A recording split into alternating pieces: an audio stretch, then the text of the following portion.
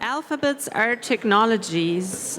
Not everything can be translated into these technologies. That's what we learned today. I'm going to start with a question to you, Emily. Thank you so much for your lecture. You study untranslatables, and yet you're an advocate of translation. I think it's a common misunderstanding that people think with untranslatability you mean something, a kind of fetish of an original or something which should remain intact or untouched. And that's not what you mean. I just want to give you the chance to explain. Yes, I often get attacked for saying that I'm an advocate of permanent barriers or non-coevalness between sort of Euro languages, and that's the absolute opposite, which is my point. We were talking earlier this morning about the right to not be translated, the Abdel Fattah Kidito's "You will not translate me."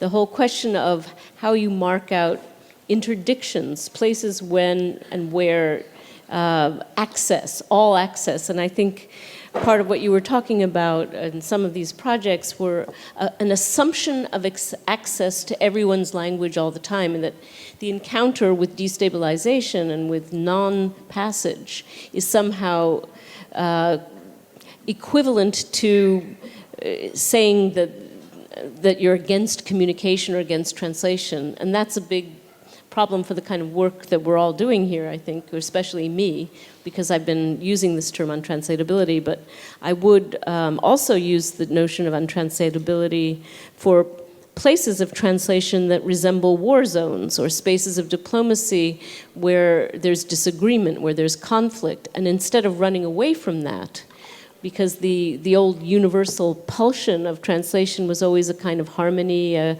kind of utopianism about pure transparency and mutual understanding.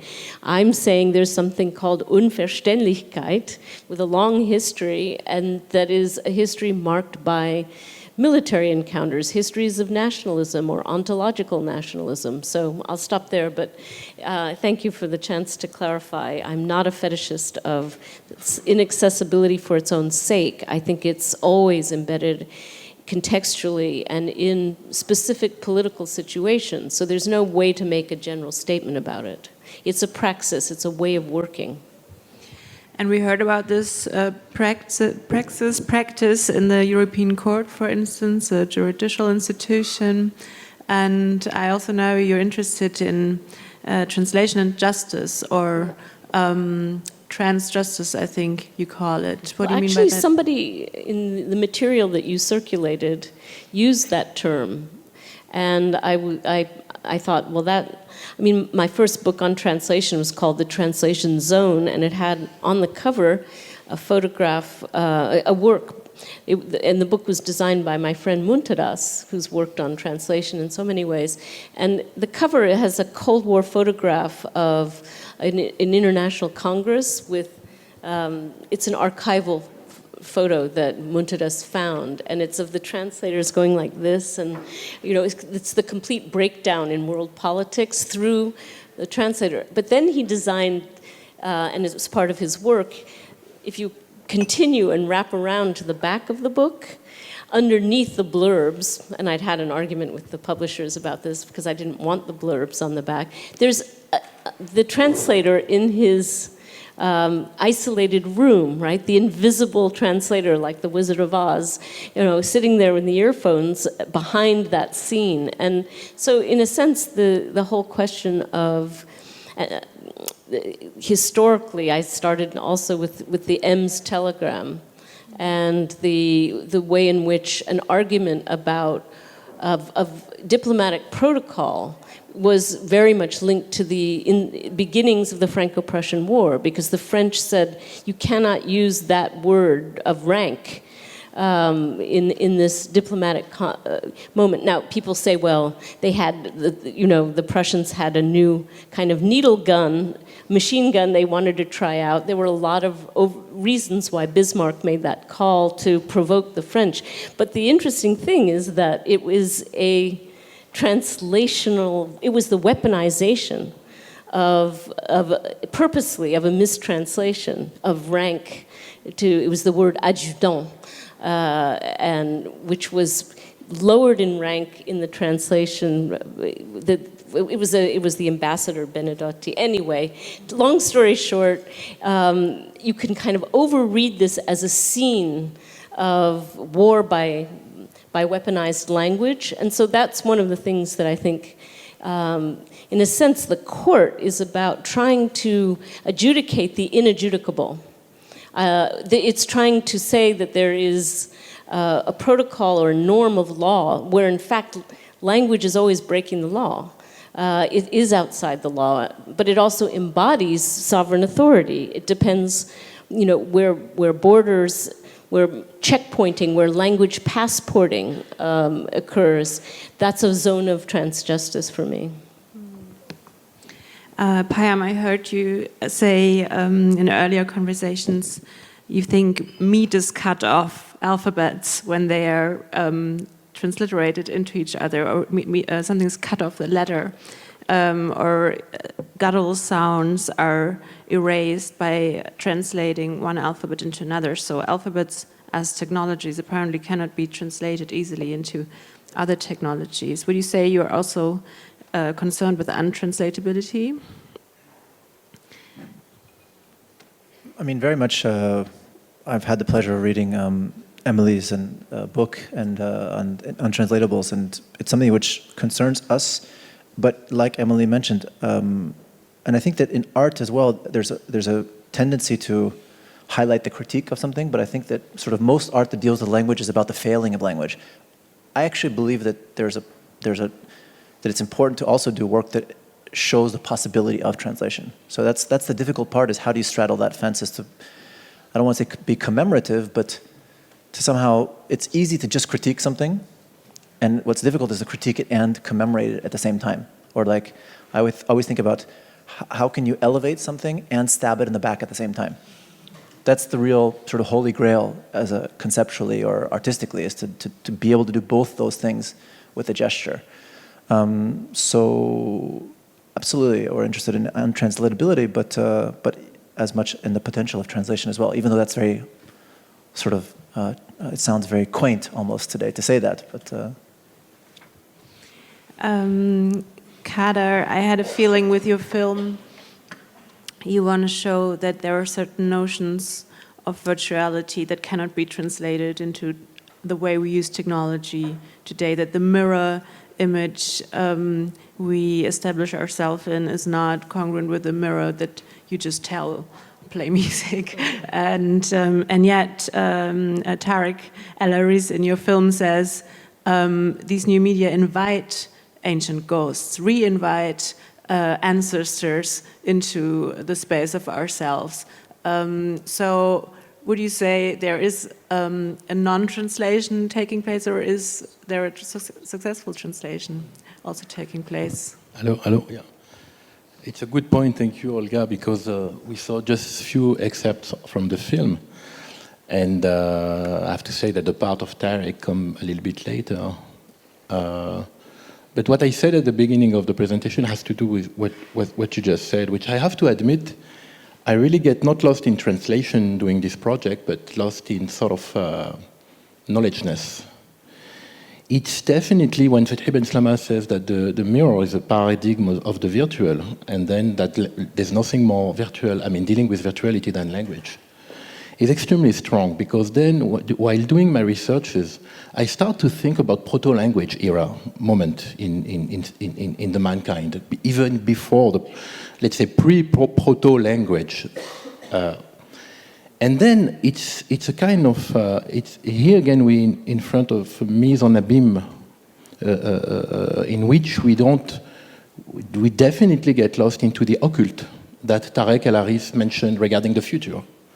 So what my aim in this research is, or my sensibility probably more than my aim, I have to say, is that I've always been sensitive to this sort of moment where you do lose control, you get in front of non-savoir, you know? And I have to say that, let me give you one anecdote that really changed my mind on that. I was in Vietnam and I interviewed a shaman in Vietnam. And this shaman told me, let's put it clearly, I'm not a mad person or religious person at all, I'm very rational. But he told me something that was very stunning, I think. He says that genes, you know, spirits of ancestors, immaterial forms of intelligences, knew about the internet before it existed. They never really took care of it. They don't have the same relation with time than us, but they knew about it and they planned a massive attack now. And he says that they have actually started to get, wanted to get rid of internet using virus. And if you know, I mean, hackers today, basically, we know that viruses are not only created, they are also auto-generated by the systems. And then this shaman told me that you guys have a black old man who is following you. It was like starting a sort of incredible story that my mother told me 25 years ago, that an old man was following me. He was my ancestor, and he's still everywhere with me. And what I found more interesting, again, to go back to sort of making sense, is that I have to say that this occult notion that Tarek underlined about the internet definitely sounds like we are looping what we probably are from, and that we have no idea about, because it's absolutely the total darkness, you know? And in this sense, I have to say that I've been mesmerized by the way that creolization is probably the continuum of what we don't know and what we go towards. That's why I asked to so many people what, like Yvonne and the performers of Asnek, what means the virtual for them. So I don't know if I answer your question, but I really wanted to mention that I get definitely both lost and convinced by the idea that we are attending a sort of loop of what we probably come from. Well, Giulia and Armin, tomorrow you're going to present your second project, which is exhibited over there on language development and artificial intelligence. And today we heard about multilingualism at the European Court. So what would you say was your the related interest between these two projects? Do you see connections there? Do you feel like there were questions arising between these two projects? Artificial intelligence and the multiplicity of languages at the European Court. Well, for me, what was interesting at the European Court was to see how language is something extremely abstract, but has then an effect on our daily life, so it's not abstract. And has specific procedures that are difficult to visualize. And what was interesting in looking at the video archive of Lux Steels was that you could see how a specific process would grow in a certain way. And again, visualization was making physical something that you thought would be abstract. For me, the connection is done by the fact that we always try to make an automatic way for having translation. And in the European Court of Justice, for example, this process is not possible Because when you need to translate or also to have an interpretation, you need also to have this kind of not predictable prevision. Because an interpreter has to be sensible, has to feel something that is not written, that is not spoken. He has to, for example, in the court of justice, needs to see what is happening, because by the fact that somebody is moving in a way, it's a performance somehow, he can have a prevision of what maybe he will say. So the connection with artificiality is quite a kind of ambiguity for me. This dream, this utopia, to can have something that can be humanized, but not human, because we are seduced by this. But in fact, maybe we cannot. I don't know. I'm so sorry, but we're so short. We're running out of time, so I just want to open up to you, and please feel free to raise your hand and answer questions. And you could also ask questions to each other. I would ask. Oh, I have one. You about the Payam, about the different ways you're mobilizing the materiality of language, both through transliterative practices, but also through references to things like fricatives or glottal stops, the actual physics of language production in relation to politics. And I mean, I think people talk about language and forget it's both abstract, but it's material. It is discursivity isn't just something that's ethereal. No, it's a very good point, and something I didn't mention. I'm glad you raised it. Is that the sensuality of language? The question that artists we ask ourselves, like Kader and is, when you're doing this research, what are we bringing to the table that scholars, activists, others are not already doing, right? Obviously, the point is not to illustrate a propos. And I think in language, one of the things that we try to emphasize is very much this fleshiness that I don't see this very much discussed discursively. I've tried to find it, but I don't really find it. And I think that, if we think about the organs of language, we tend to say that the Zunge, the tongue, la langue maternelle, we use this metonymy, which is actually quite reductive, because there's the throat, which I mentioned, there's the nose, and all of these organs are actually resistant to the kind of, for me, the tongue is like the rock star, and it sort of eclipses everybody else. For every rock star, there's so many interesting independent people that are being sort of eclipsed by the... That you almost extended it out to facial characteristics, so that, because body language, of course, is a language, and when you sort of move from the throat to the exterior, to the eyebrows and the nose hair. I mean, it's if you think about it, all the organs of language, if they're not organs, but all the features or the body parts that use language are rather erogenous. The nose, the lips, the teeth, the neck. And yet, of course, maybe writing is not the place to communicate that. Maybe it is.